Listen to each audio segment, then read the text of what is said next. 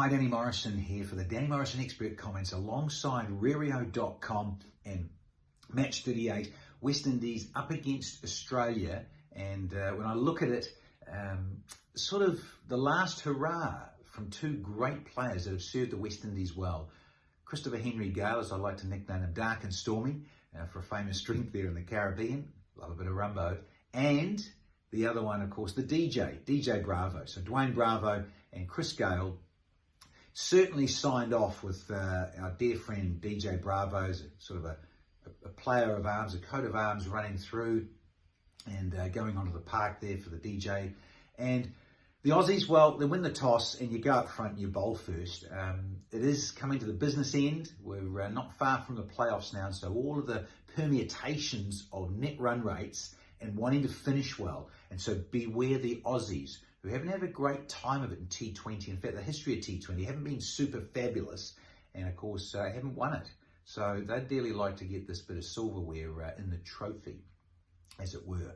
And looking at that, Gale, you'd love to get some big stuff from Gale and Lewis at the top because, hey, we love a lefty. But it wasn't to be in the end. Gale, he got to 15 off 9, smoked a couple of biggies, and that was it really from him. And Lewis, with his 29 from 26. Whilst it looked useful for a while, the Aussies in their bowling, so strong, and they're starting to click at the right time. A little bit of Hetmeyer, 27 from 28, and the skipper Kyron Pollard, valuable innings of 44, but when you get to 157 for 7 and 20, you'd like a bit more from Andre Russell. He was batting at 8. I just think they missed a trick there, the West Indies.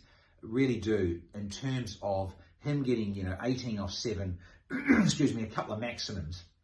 But really, Dre Russ wasted there at number 8 for sure. So it'll be interesting to see what happens moving forward because, of course, after this ICC World Cup of T20 format, it's in 12 months' time because of the pandemic. 12 months' time, we're in Australia for that. So it'll be fascinating to see what the Aussies and the West Indies, in terms of their sides, possibly change a little bit, given the course of time and given the retirements of a couple of great stars with the West Indies. Bowling, Starks just getting it right. He's clicking, 1 for 31 and 4 with 10 dots. Adam Zampa's having a wonderful time, and I look at him, 1 for 20 with 11 dots in his 4 overs. Good workout for Cummins. Again, from 1 for 37 and 4, whilst, you go for a few boundaries here and there. Pace on can sometimes go against you. Josh Hazlewood, but he for me was the pick of it, Josh Hazlewood, that 4 for 39 rather, in 4 key wickets and knocking over Roston Chase early. He was the standout with the ball, no doubt.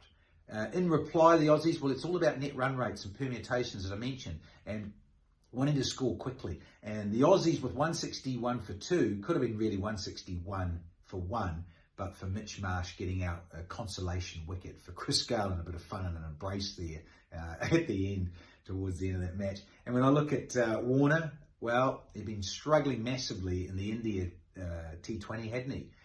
In fact, got left out of the SRH franchise, the Hyderabad guys, and he ended up with 89 from 56. And I look at the stats there, 4 6s and 9 4s. That is why I'm very concerned for other fans, and particularly you think about Pakistan going to be up against the Aussies in that semi-final. Be wary of the Aussies. So Warner, player of the match. They get there. They win by 8 wickets with 22 balls to spare, but really could have been only 1 down, as I say. Christopher Henry Gale getting a consolation wicket there. And a very, very comfortable win in the end to the Aussies. If you like this, tick it, love it, boom, and subscribe. We'll see you again here on Rario.com.